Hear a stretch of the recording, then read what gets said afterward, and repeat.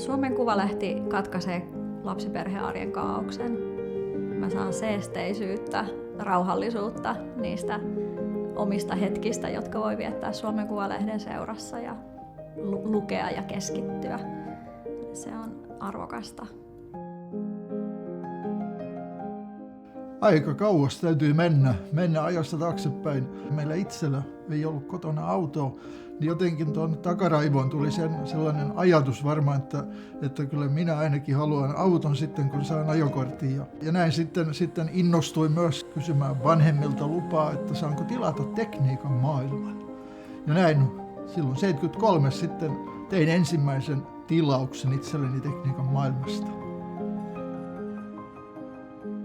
Hyvää seuraa tarvitaan aina ja tämä lehti nimeltä Seura on sitä meikäläiselle ainakin eläkkeellä ollessa ihan keskeinen sisältö, viikon sisältöä. Ensimmäinen muisto on varmastikin kotona, siis lapsuuskodissa. Meillä on tullut Anna niin pitkälle kuin mä muistan.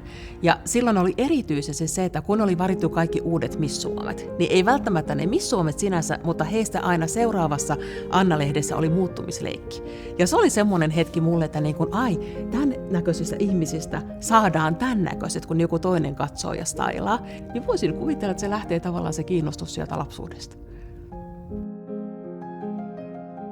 Kotiliesi on aika inspiroiva lehti siinä mielessä, että ihmiset jakaa sinne paljon asioita omasta elämästä ja omia kokemuksia.